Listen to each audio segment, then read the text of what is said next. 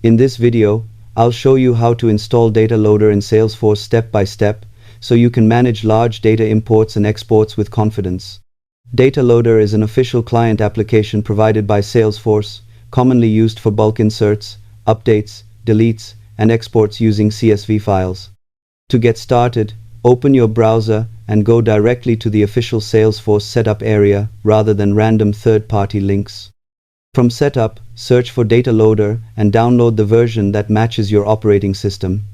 Salesforce typically provides installers for Windows and Mac OS, and you may need admin rights on your computer to complete installation.